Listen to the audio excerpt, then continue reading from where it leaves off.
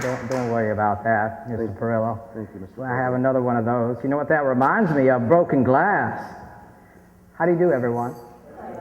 Pleasure to see you tonight. Oh, we should, I'll tell that, I'm going to start the story a little bit differently because of what just happened. The cork flew all the way over here. As long as no liquid spilled. I have another goblet right over here I can use. Excuse me for turning my back on you. That reminds me on my first inauguration. 1809. By the way, I'm not known for my oratory, so can everyone hear me all right? I can and I will speak up if I need to, but sometimes my voice trails off. You might have to remind me. Back in 1809, I remember Mrs. Madison and I were very excited about our first inauguration. And it had the special panache, so to speak, that it was the first inauguration that took place in our federal city. And it was the first inauguration that took place on our federal city on Inauguration Day. So that was the special place that the inauguration and the ball that happened during that time period. And Mrs. Madison was very concerned that I would be able to have the energy to withstand an entire day-long's worth of activity, from being sworn in to having an open house in our F Street apartment to then going to Long's Hotel right across from the Capitol to the ball. And I assured her I would be all right, that if I didn't have enough energy, she would have enough energy to carry all of us. If anyone does not know my wife, she has the energy of an entire army. So when we finally got to Long's Hotel, we were greeted specially. And Mr. Pearl, I'm not sure what I'm hearing as far as technical difficulties, as they call it. Or having what? Is there ghosts in here?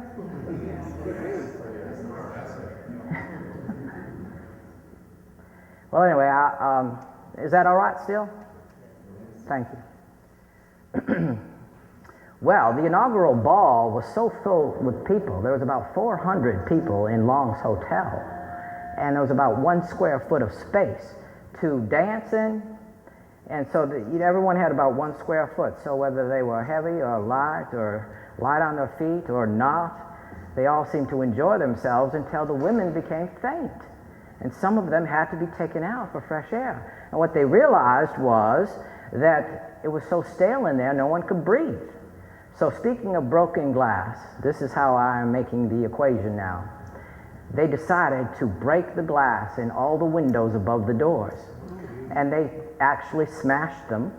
And then there was there's sounds of falling silverware all over the place, and it seemed to revive everyone because the dancing did continue until midnight, just as the paper said.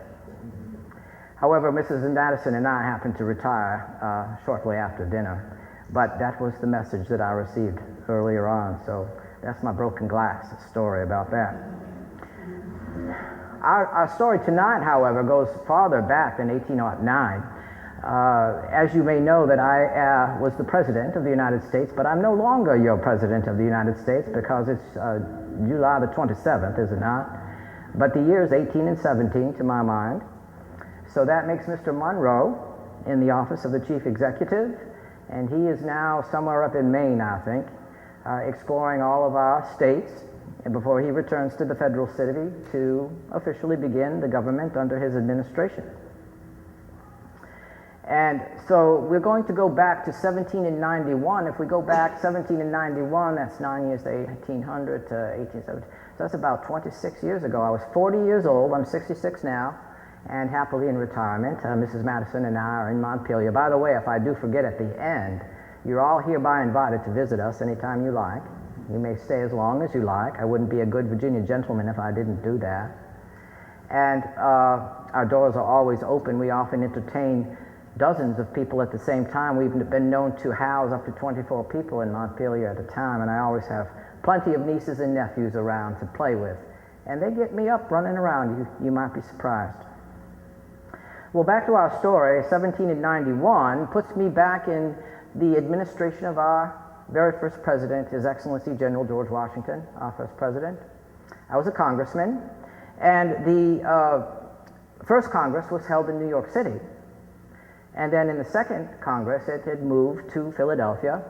And according to a deal that was made, it was going to stay in Philadelphia for 10 years before we chose this location on the Potomac, which is now our federal city.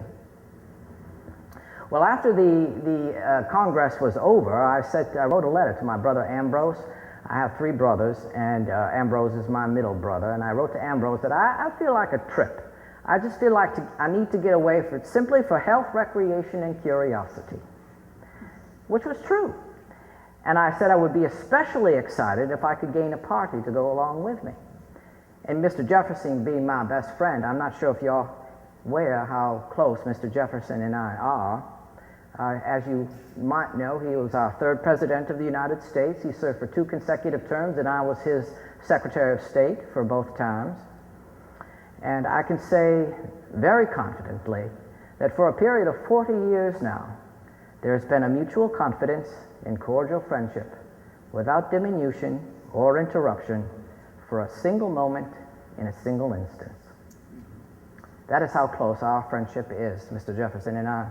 So he regularly visits Mrs. Madison and I in Montpelier now that we are retired, but before that happens, when he came back from France to serve under Mr. Washington, he didn't even know he was elected to be the Secretary of State. He got surprised on the dock. But he has a place special for Mrs. Madison and I when we go to Monticello, and we reciprocate when he comes to Montpelier, and we have a special place for him and any part of his family that likes to attend. Well, back to 1791, Mr. Jefferson was the Secretary of State for President Washington. And from Philadelphia, we decided to meet up, and Mr. Jefferson said, I have about 4 good reasons I can think of that I'd like to take this trip with you on. One of them is because we had just acquired our 14th state. And I hear some of you out there have some trick questions for me at the end. Well, I'm going to begin to ask you some questions then. Does anyone know what our 14th state is? Vermont. Yes, indeed it is. Vermont's our 14th state, and so we were taking our first census in 1790, and this is now in the spring, in May of 1791. And so Mr. Jefferson thought it would be a good idea to go up for that reason, to see about the census and how they were counting the people. And the second main reason was for a crop test. As you may know or not know, that Mr. Jefferson and I are both members of the American Philosophical Society, started by Benjamin Franklin in anyone know? 1743. Dr. Benjamin Franklin, God rest his soul, along with so many others that are not with us anymore, including Alexander Hamilton, His Excellency General George Washington, and others.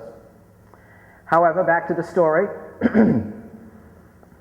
He was not the president. Actually, he was the president of the entire society from 1797 through into the 1800s after I was president. But at this time, he was simply the president of the committee to study this Hessian fly.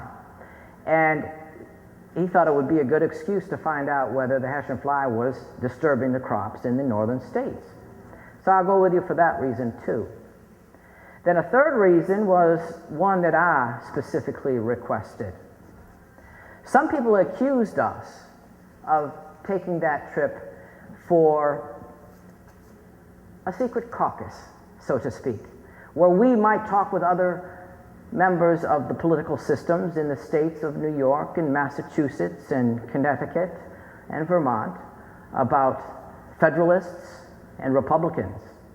Because the entire decade of the 1790s, this is the beginning of the decade, had already started with some animosities. So this experiment in our Republican form of government, it was never an easy road, even to today. I don't know if you're aware, but at the signing of the United States Constitution, where we all affixed our signatures on September, what? In 1787? Thank you very much, madam. September the 17th, 1787, 39 of us affixed our signatures to the United States Constitution, and Dr. Benjamin Franklin, the oldest one in the bunch, at 81 years old, his hand trembling and tears running down his cheeks, having to have assistance from his good friend James Wilson, also bespectacled with the glasses that he invented to affix his signatures. He said something very, very emotional that I have never forgotten. It went something like this: I have, during the course of this session, looked upon the chair behind the president, not being able to tell whether that is a rising or setting sun. Were you aware that he sat in a special chair upon the platform there that had a beautiful sun, golden sun carved in that chair? But now I have the happiness to know that it is a rising and not a setting sun. I was not in the room when General Washington said goodbye to all his officers, but I don't believe there was a dry eye in that room. Dr. Franklin didn't speak very much, but when he did, everyone listened. And we all knew there wasn't a group of men in that room that didn't understand the pureness of the motive, which was to create a republic, the greatest republic this world has ever seen, an experiment that has never been tried or proven. I had studied ancient and modern confederacies for a long time and wrote a very long document about it called, very creatively, Ancient and Modern Confederacies. And I contended that a large republic, such as we had, could actually work. And now that it's 18 and 17, and Mr. Monroe is our 5th President of the United States, I proffer that it is still an experiment in Republican government. Might you agree? Back to 1791. So we have a secret reason. You've heard of Mr. Alexander Hamilton. God rest his soul. Murdered in 1804 in Weehawken, New Jersey, with a duel between he and Aaron Burr. You want to hear an irony between Mr. Burr, who I don't believe has a friend in the world at this time, but during the earlier times he was a rather proficient politician and rather intelligent young man who many thought had promise and would say that he had basically a Republican point of view.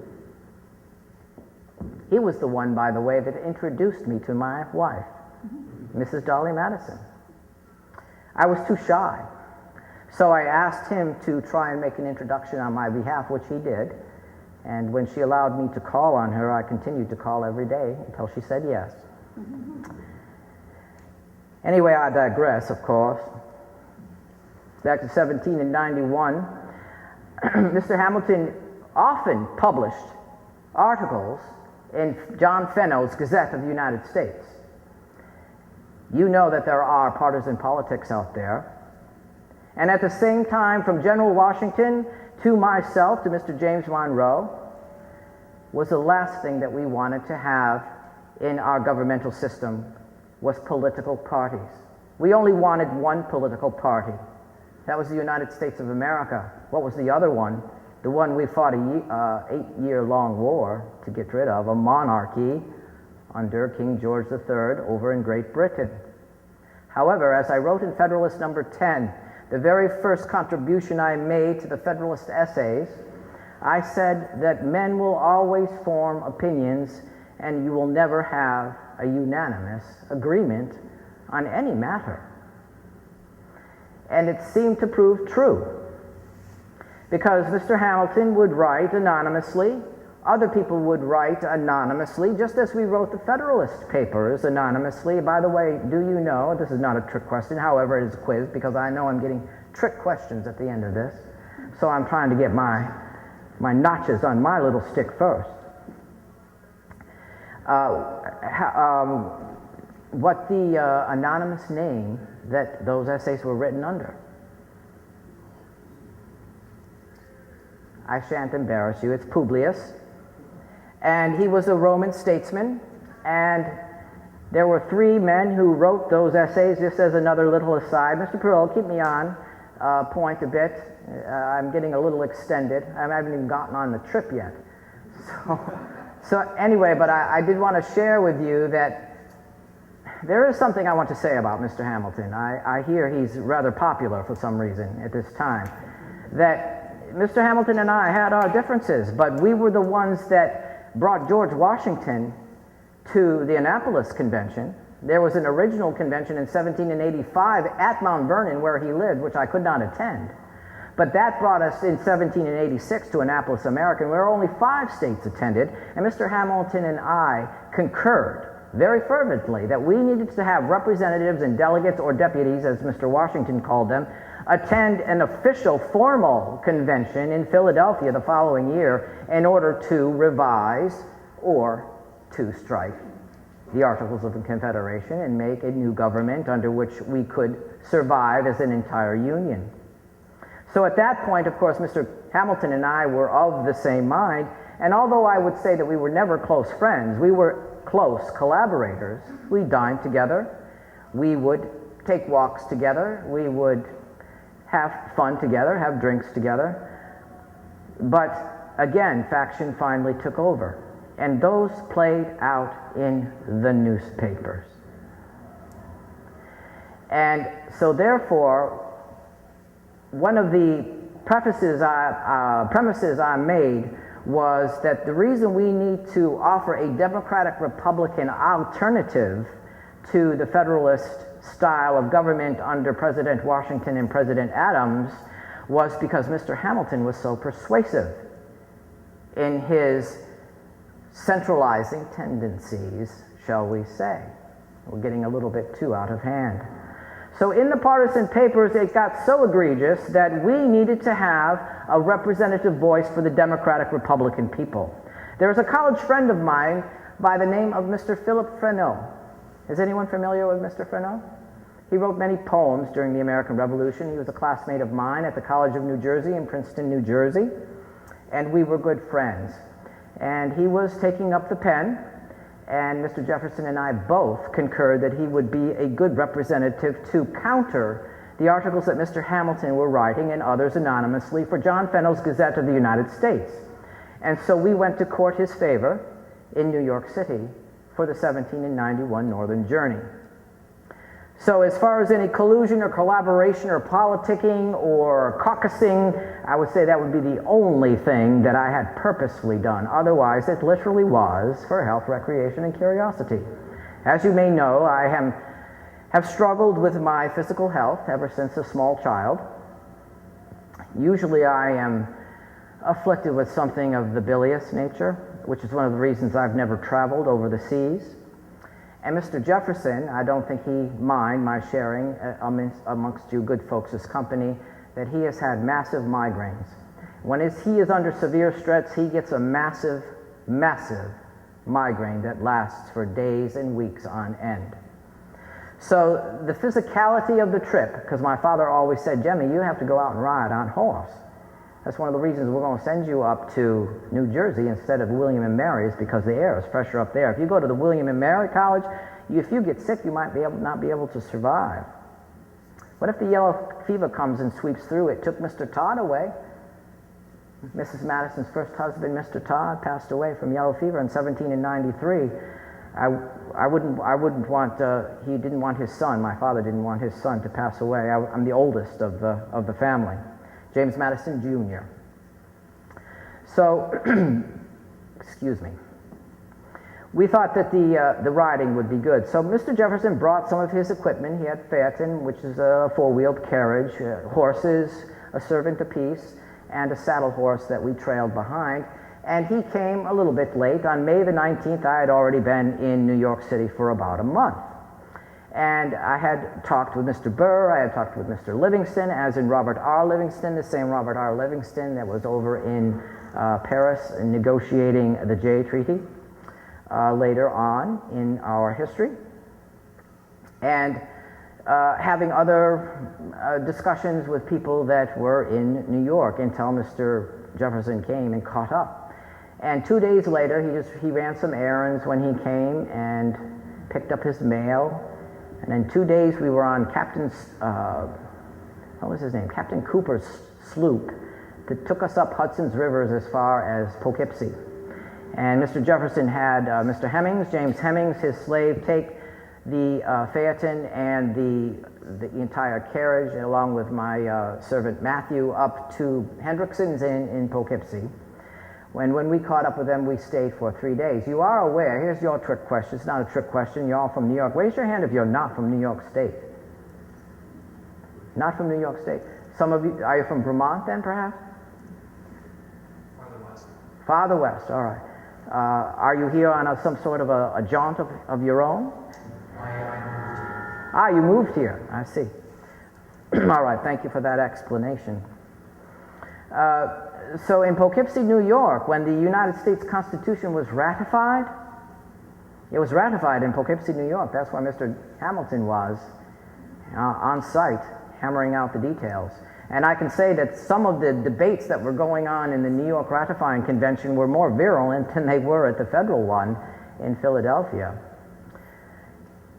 So Poughkeepsie was an interesting place. And then we moved on up towards Albany, and we got to Hudson, New York. Some of you are familiar with Hudson, New York. Well, it wasn't purposeful, but because of mere observation, we were aligning what the economics of the country were and how we could equate it to the politics of the day. Well, there was a Captain Seth Jenkins there who was barreling, he was salted herring, and he was putting out 1,000 barrels of salted herring a year, sending it down Hudson's River for export. Mr. Jefferson and I both took notice of that. And at the same time, they were exporting wine, hogsheads of rum. But Mr. Jefferson had an idea, which got more and more speed as we went on through the trip. He suggested to Mr. Jenkins that we distill the wine with instead of using molasses, with wine, to make the distillation process different, and so that we wouldn't have to rely so much on the British West Indies sugar trade. So we were developing a way to try and find a domestic sugar trade. Just to jump ahead, to fill in a quick blank, it's because there are so many maple trees up here in your area. We literally thought that we could make an impact, at least in the domestic market and perhaps in an overseas market, to manufacture our own sugar via the maple tree.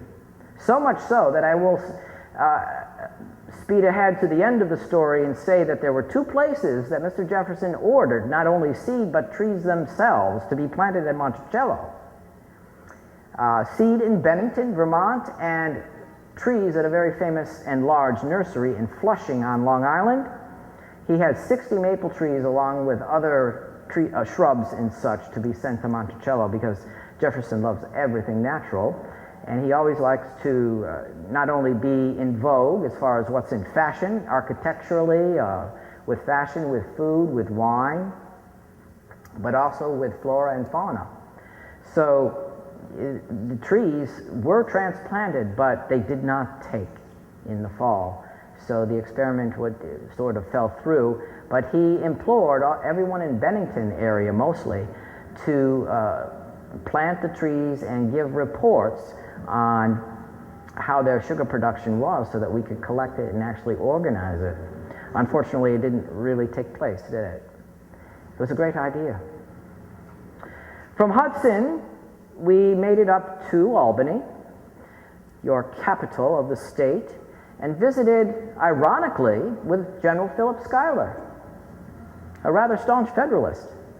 And he was entirely polite and gentlemanly to both of us.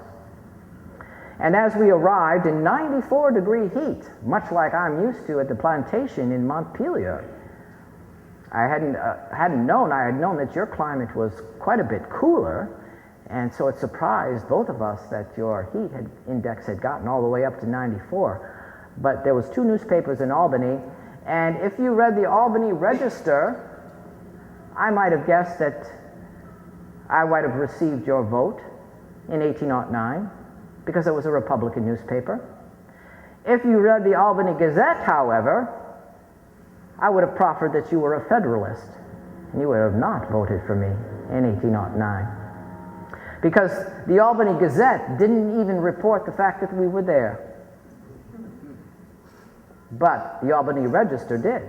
Not only did the Albany Register record that we were there, they said, and the celebrated James Madison, the Charles Fox of America, came with Secretary of State Jefferson. Now, I am not a boastful man, but as you know, Charles Fox is a famous Whig in Parliament who supported our own American Revolution and then continued to support the French Revolution, which arguably, if you do not know that Mr. Jefferson and I were both in favor of supporting the French in their revolution, because it was our belief that they were following in our footsteps in good Republican fashion. Again, those observations give impressions which lead to opinions, which then can follow with judgments or decisions in a later time.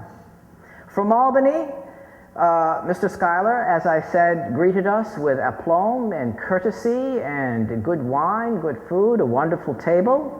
And when we informed him that we were going to continue north into the Adirondack Mountains, he said, well, my son John is up at my country estate. He should give you a tour, which he promptly did. 3 days later, we were in Saratoga, and we saw everything that happened during those pivotal battles in 1777. We paid tribute to our fallen heroes, not only at the battlefield, which was a tourist attraction even then. We saw Stark's Knob, we saw the Field of Grounded Arms, we saw where the soldiers were ferried across the river, everything. We saw the surrender site where Burgoyne surrendered to Gates, and Jefferson surmised it in a letter to his son-in-law, Thomas Mann Randolph, that we were taken to the scenes of Burgoyne's misfortunes. Then a highlight, because this is a trip for health, recreation, and curiosity. So the highlights, was Lake George. I have to say, the highlight was Lake George. We did pass through Fort Edward, and just as sort of an aside, we saw a sow being belled in the manner of an oxen in order to have babies, which was unusual for us to see. And then through Fort Edward, we got to... What did that mean, bell? Oh, they're hung under their belly so that they can birth their babies. And the Lake George part is the part I really want to tell you because it's so fun. Did you know Mr. Jefferson's quite a fisherman? I fish too, but he's a better fisherman, and he's much more adept at those things. He was staunchly in favor of the fish in Lake George, as opposed to Lake Champlain. We did get up to Lake Champlain, but that's just a little bit farther into the story. So we rented a canoe on Lake George, and I quote, if I remember this correctly, now we're both very proud of Virginians, we're proud Americans, but we both love our state. And he said that, without comparison, this is the most beautiful water I ever saw. I believe that's an exact quote. And of course, I concurred completely. Absolutely gorgeous. You could see to the bottom of the lake, all the beautiful islands. We concluded there was much limestone on the east side, hardly any to no limestone on the west side. We also noted the fact that many people traveled miles and miles and miles to come get their limestone from that Lake George area. And so from our birch bark canoes, we didn't bring much paper with us. So sometimes we were writing on portions of envelopes when we would pick up mail intermittently along the way. But Mr. Jefferson thought it would be quite comical, fun, and exciting for his youngest daughter, Polly, to receive a letter from her father on a piece of birch bark. And it was a rare time that he would draft his letter first. Normally he would just simply write it out. But because birch bark was very tender and such, he wrote his letter on a piece of paper first, then transposed it over to a piece of birch bark and said that's the quote that I told you, and then said something afterwards, said something like this. I don't believe I can quote this one exactly, but on the whole, I can see no reason in point of climate that Virginia need envy to any other part of the world. So we are so glad and happy that we have the happy accident, so to speak, to grow up in the beautiful state of Virginia. So Polly got mixed messages with that letter. The fish were so plentiful in Lake George, several kinds of trout, from red or speckled trout to salmon trout. There was yellow perch, there was bass, and even a couple of other species. And by the time we got up to Lake George, there was 20-pound catfish and sturgeon. But we had to get to Lake Champlain first. And up on the northern end of Lake George, my kind of notes were different than Jefferson's notes. Jefferson had to take notes on the Hessian fly. That was a requirement because of his assignment for the American Philosophical Society. And so he took notes on the Hessian fly, he took notes on all the places we stayed, and he would rate them good, middling, or poor. And it was surprising sometimes what he would choose as good, what he would choose as middling, and what he would choose as poor. Mind you, we did not have very much paper. So on a piece of paper like maybe this big, about 5 of those sheets of paper was all we wrote our entire notes on. And when we got to Connecticut, the notes sort of fell away. Maybe you can understand why. That's a trick question. On the northeast end was a free Negro named Prince Taylor, who I especially took favor to because I noticed that he had 6 white hirelings. And he went and planted 250 acres and had superior knowledge of accounts and reliability. He was known to be a gentleman and a very pious man, was not prone to marriage and had no women on the farm. But as we traveled through other parts of New England, we saw farms much smaller than his.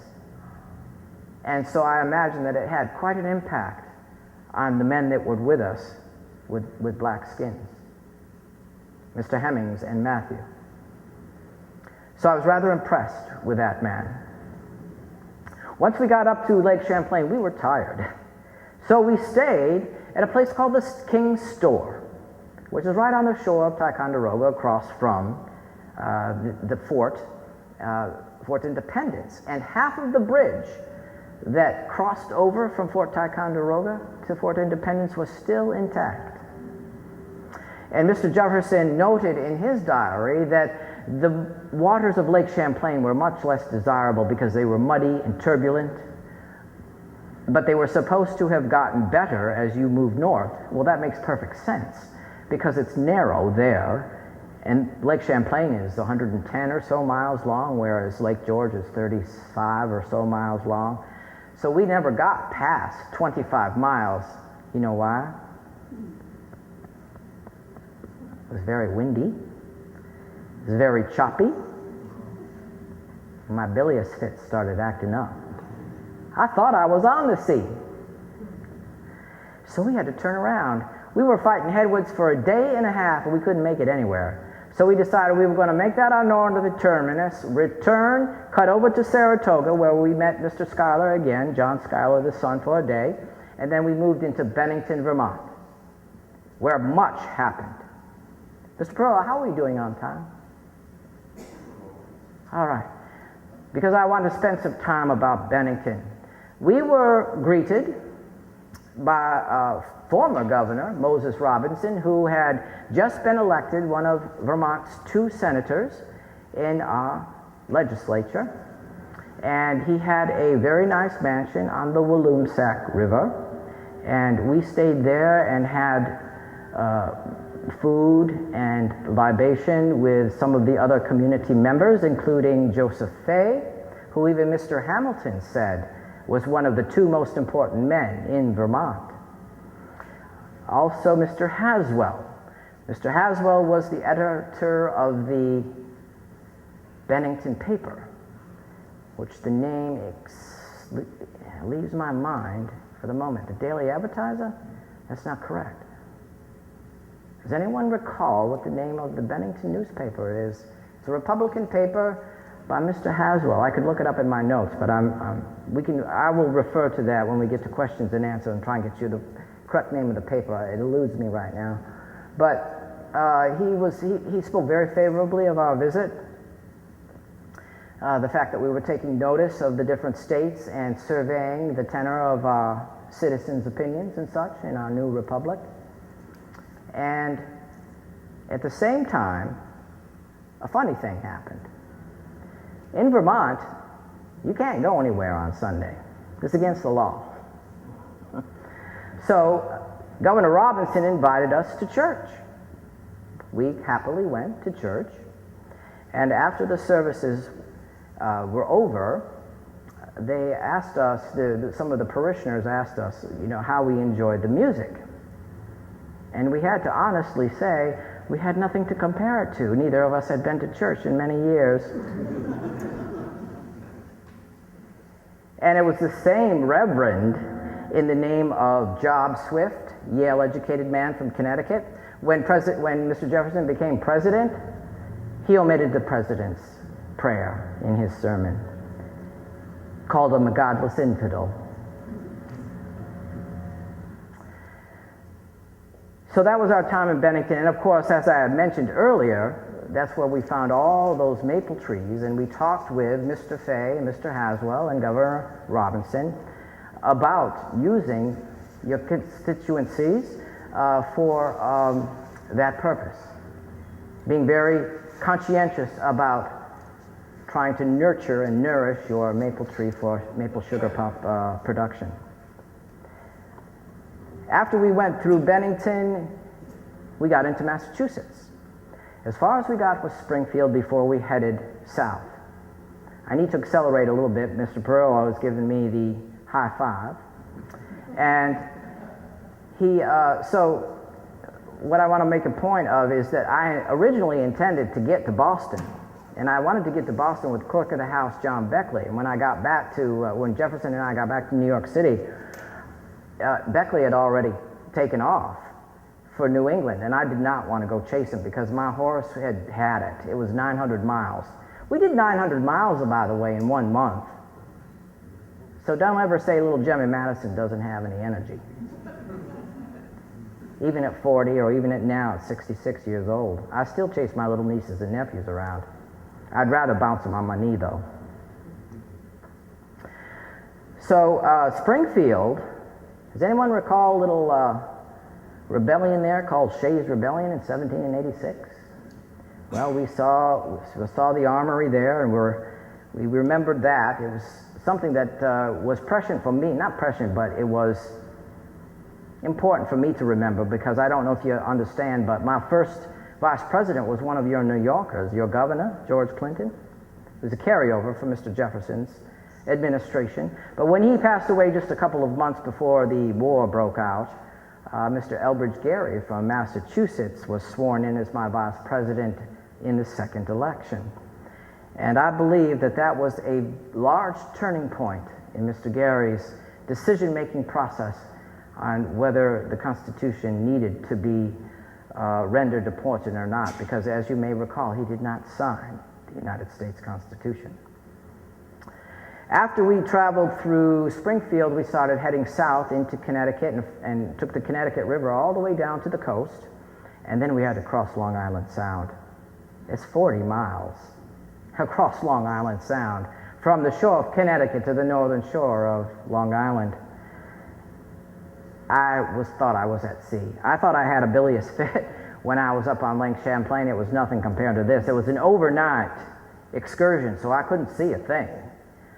And it was bumpy, it was long. I was glad to get to the other side, but I do, as morning came to light, and we watched the sailors bring that boat into port and master all the shoals and the currents and the eddies in there. It was masterful. Never bumped into anything. And we unloaded the Phaeton, the horses, and everything else, promptly went to the south shore of Long Island and continued the trip, because that is where the Hessian fly began all of its crop pest activity. And so we continued that. And then by that point, Mr. Jefferson was looking at the calendar and said it was about time for him to get to official business back in Philadelphia. But something very interesting happened. Ever since Mr. Jefferson was a very small boy, he's always been interested in the Aborigines. And he's been also disappointed that the Aboriginal languages have never been recorded. And lo and behold, right in the middle of everything, unbeknownst to any of us, we ran across a tribe of about 20 people, of the Unquachogs. And there was only 3 people there that spoke the language. 2 grandmothers and a young lady. And so Mr. Jefferson said, no matter what, I need to get back to Philadelphia, but this is a lifelong event that I never even knew would come my way. I am going to spend these few hours in the company of Mr. Floyd, Mr. William Floyd, one of the signers of the Declaration of Independence, who lived on Long Island, but also carried a house up in the Mohawk Valley, here in your upstate part of New York. In the presence of myself and Mr. Floyd, he recorded 200 or so words on his small paper of the words that these 3 women could remember. And horse or cow was not among them. So even at that point, the language had been disappearing.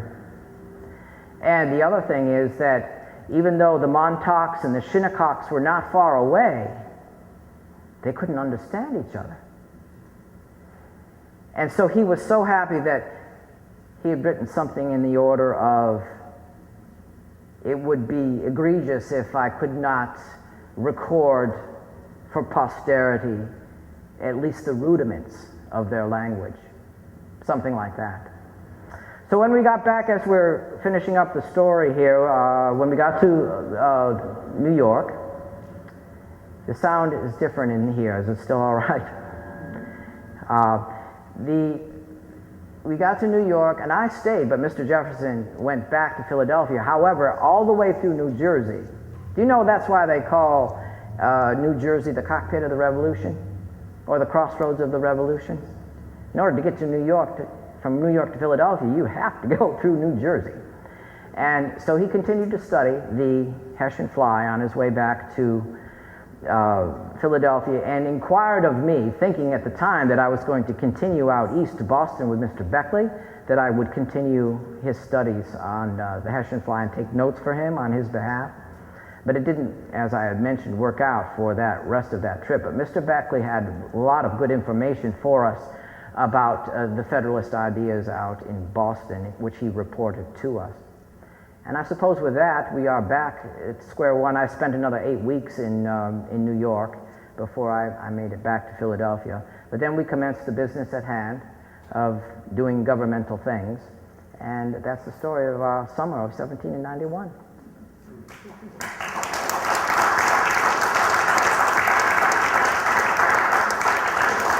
I'm ready for those trick questions now. Please get them out of the way because I have been so nervous. This gentleman's hand went up first. Could you talk a little bit about the type of transportation you used to go from place to place? The gentleman asked what kind of transportation we used to go from place to place. Mostly the phaeton or water with a carriage. Sometimes we rode horseback, didn't walk. So yes, water or riding, mostly, in a carriage. Any other questions? Yes, you had... You mentioned July 26th that President Jefferson was going to go on a trip and so forth, and then he was going to start his duties as Secretary of State at that point, right? But hadn't they started much earlier than that? I'm not sure what you're referring to. I remember saying that what today's date was, July the 27th, 18 and 17. Right. But then you said he was going to start his duties at that when he got back from that trip. Oh yes, yes. He was the Secretary of State for under President Jefferson, Washington. Pardon me. But I thought maybe he was inaugurated way before that. Oh yes, indeed. But the Congress was on a break. Oh, okay. So we took our trip when the Congress had let out. Okay. They had just, in the final days of the congressional session, they had annexed, excuse me, another ailment. Vermont is our 14th state. Yes, okay. I'm sorry I didn't understand that properly for you in the beginning. Did you have a question, sir? Well, it was sort of the transportation, but there weren't a lot of roads back then. Maybe roads from major cities of the area, that was just.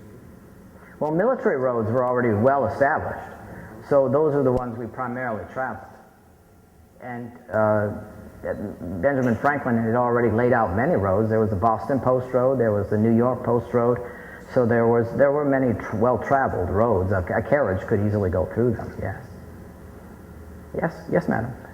Was the main, I've never understood this, the main decision was, were we a republic or a federal, the Federalists, the two conflicting approaches to what sort of government we should have? What would you project we'd end up being in the end? Excuse me. Well, there is no question that we are a republic. That is what the definition of our government is a republic. That's the simple answer. And what's that mean? Oh, it means that the governmental officers are chosen by the people. As I said in Federalist number 49, the people are the only legitimate fountain of power. And it is from them that the constitutional charter under which the several branches of government hold their power is derived. That is a republic. But they're contended opinions, and the other major opinion that was fighting it out was... Well, that was going on during the Delegates' Convention in 1787 in Philadelphia. So the contentious points were basically over the Bill of Rights and whether the states were going to retain control or we were going to have a stronger centralized government. The bottom line was, were we going to revise the Articles of Confederation or were we going to scrap them and start all over again? And I'm not a boastful man, but everyone pretty much told me I was the leader of the Virginia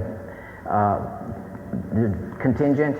So the Virginia plan had no intention of revising the Articles. That's why, for example, Alexander Hamilton's colleagues, John Lansing and Mr. Robert Yates, left on July the 10th, never to return, because they were instructed by Governor Clinton, isn't it ironic, my future vice president, to do nothing but revise the Articles of Confederation. And when they saw that that was not going to happen, they left and reported that and didn't come back. Therefore, that left Mr. Hamilton helpless. He could vote, but it wouldn't count. That perhaps is something that we should talk about at another time. It's a rather large topic. Anything else? Yes, I saw your hand. It was just a simple question. Maybe I didn't hear it right. What was your health ailment? My health ailment? Oh, just name it. I have it. Oh, my bilious fits. Well, bile. You know what bile is. Yes, my stomach gets upset. That's one of the reasons I don't eat very much. I've never had a very big appetite. You can see I've become more corpulent, but I wasn't like that at 26. Yes, ma'am. How tall was he? Yep. Oh, thank you, ma'am. She was putting me in the grave. She says, "How tall was he?" I said, I'm not in the grave yet. Please, I didn't think I'd make it past 21. I'm 66 now. Well, I'm this tall, madam. Much shorter than Washington, much shorter than Jefferson. Yes. Though women don't vote in your world, could they have held office, high office? Let me put it this way. Move to Philadelphia and become a Quaker. And Quakers are, everyone's equal if you're a Quaker. And they, but could a woman, you didn't answer me, could a woman have held office? no. Okay. How Yes. much did Dolly's opinions influence your decisions and your thoughts? The question is, how much did Dolly's opinions and questions influence my thoughts? 100%. Oh, she's an extremely powerful influence on me. I'm totally in love with my wife, so she is everything a perfect woman could be. In fact, if I could sum it up from someone else's point of view, we would have parties every week as part of our administration. Were you aware? Did you ever come to one? No, sir. Every Wednesday night, Mrs. Madison would hold what she called her Wednesday evening drawing rooms. But they were so popular, they were called squeezes, because it was just like our inaugural ball. There was no room to move around. So she orchestrated all of that. And Mr. Henry Clay one day, arguably the leader of the House of Representatives, he said in public to Mrs. Madison's face, "Mrs. Madison, how is it that everyone seems to love you?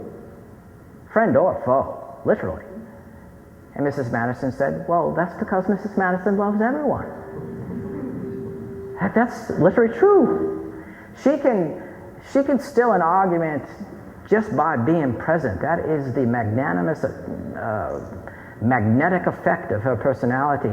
So as far as being a part of the diplomatic team, so to speak, she was so savvy to the political situations in the federal city, because we would have foreign diplomats come to these things as well as regular citizens. And let's say, for example, both the Great Britain's minister and France's minister were there at the same time. Well, she'd sit in the middle between both of them, and nothing would go bad. So she could just mediate any situation. So she was also very courageous. When the federal city was burned in, as the Federalists called it, Mr. Madison's War, she was the very last one to leave. I mean, literally. Even the guard that was posted there to protect her, they left. The only one that was there was one of the servants banking the fire, because we had planned on a 40-member guest list. We were going to stick to our guns and be optimistic that our troops were going to hold back the British troops, and that our inept Secretary of War, it's not nice to say bad things, but I did say bad things about Mr. Armstrong, our Secretary of War. I did boot him out. I should have booted him out sooner. But he said to Mrs. Madison the day that the British entered the city, "They can't be coming to the federal city. There's nothing here. It's a swamp. It's ugly. Nobody wants to be here. It's a more strategic location. It's either Annapolis or it's Baltimore." So we were going to prepare a large dinner party, and the food was all cooked. The table was about to be set. And she waited and waited and waited and waited, and I didn't come. I was out on the field just trying to rally the troops and figure out what was going on.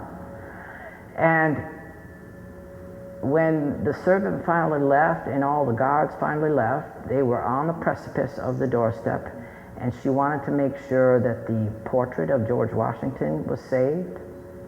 So she ordered the frame broken and the canvas taken out, rolled up, given to two fine New York gentlemen for safekeeping, and then left the house to her peril. And after she left, we did have a rendezvous set up, but we didn't meet for 2 days. I entered the house at 4 o'clock, calling for her.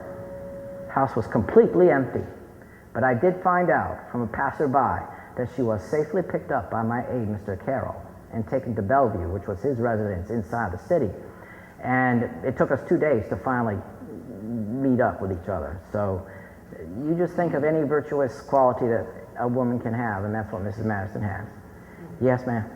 Could you clarify the cause of that 1812 problem, war? Oh, well, that would be the top of the... Maybe that should be the next time I come. That is a very large question, ma'am, that I don't think that I could even want to try and address for a question and answer period.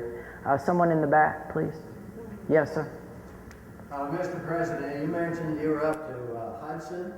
Yes. And I've forgotten the dates, but Martin Van Buren lived around that area. Did you have any interaction with Martin Van Buren over in Andrew?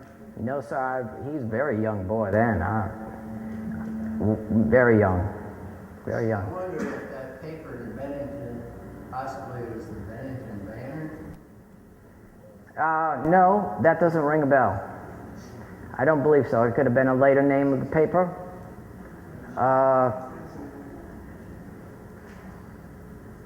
Hey, ma'am, did you have a question? Yes, someone else. Yes, sir. I was curious what you feel about the younger generation of politicians like Henry maybe General Jackson. Do you feel like the future of the Republic is in good hands? Well, you know that they are probably the primary war hawks in the House at the time, that they were encouraging us to go to war with the British. Of course, they did have an influence on me because they were not of the Revolutionary War generation. And many of the generals I picked, I almost had to flip a coin. Do I go with someone that had previous military experience? Or do I go with a young gun who is very fired up but doesn't know what the heck he's doing? So I will tell you that I'm a man of my own decisions. I was the one that asked Congress for a declaration of war on June the 1st, 1812, of which they granted on June 18th of the same. And you would ask me that, I'll give you the brief reasons for. I'm just going to list them though. The one of them is the impressment of our sailors. That was number one on my list. The quantity of territory. The British were not evacuating our forts in our western parts.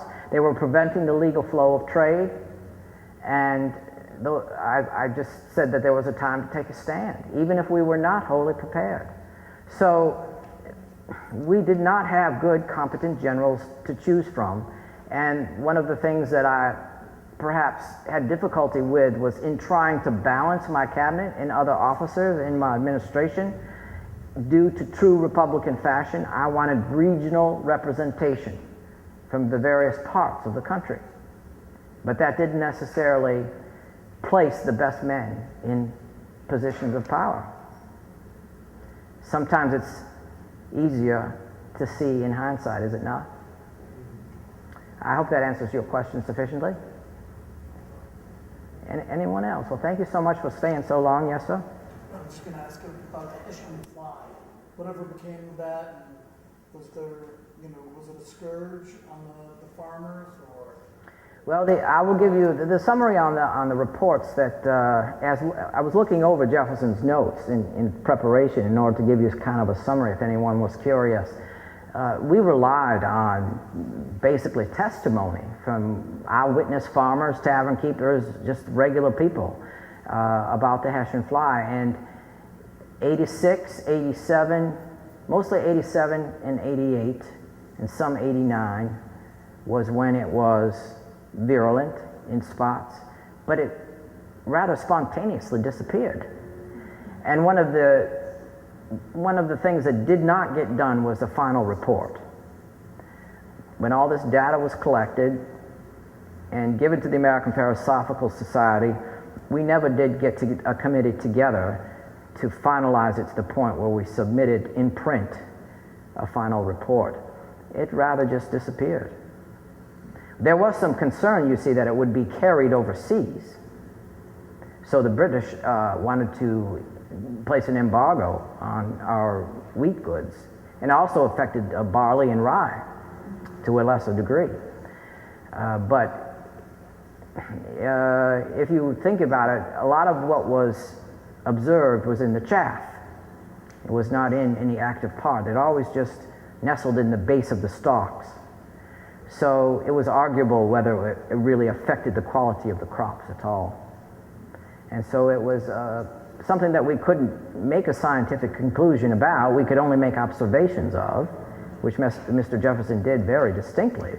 However, the 3 years that I mentioned were the ones that were most commonly reported upon, and then there was no follow-up to speak of after that, because the problem basically disappeared. Anything else? Oh, yes, sir. You're known pretty much as the father of the Bill of Rights. I was wondering, is there a favorite of the Bill of Rights that you're most proud of, or that you like the most? Freedom of religion. Since, the early 80s, Mr. Jefferson and I, probably following in the footsteps of William Penn, that's how we met. It's because we were working mutually on religious freedom in the Virginia House of Delegates. And so we will both go to our graves, and Mr. Jefferson doesn't even want President of the United States on his grave. He just wants that he wrote that bill for religious freedom.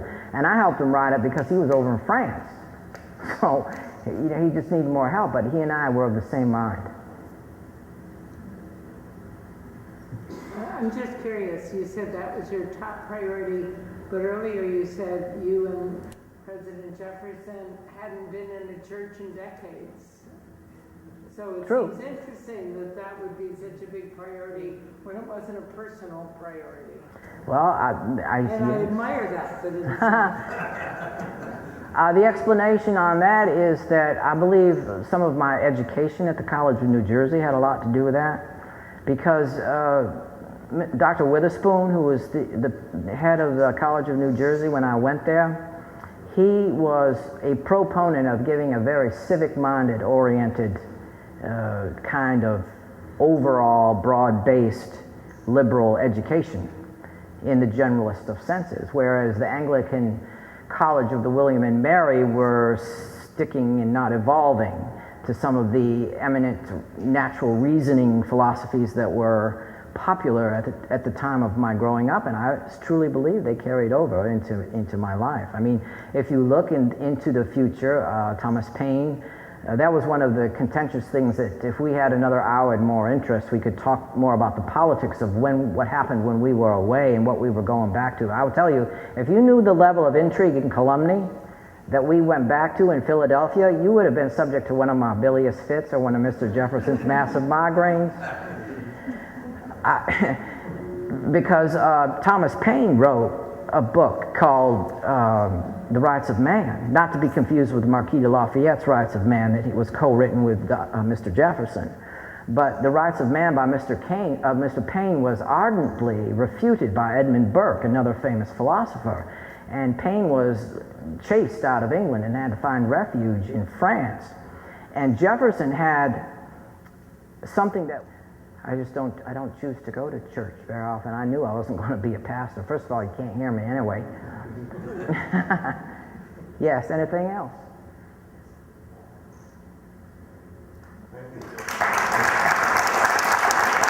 My best Anglican bow.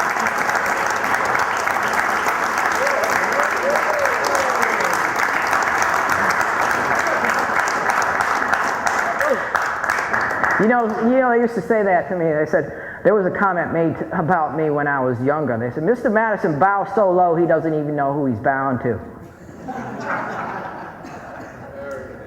I was also called the most unsociable creature ever known to man. I was called a polecat, a pygmy, little man in the palace, little president of the palace. You can call me Jimmy if you like. Well, I'm so happy that you came tonight, and I hope you learned something. I hope you got a sense that little Jemmy Madison, although short in stature, does have a mind, and I'm not a puppet of Mr. Jefferson. And that you all take heart in the future of our country. I'm putting my full support behind our fifth president, Mr. James Monroe. And I hope you do as well. Good day.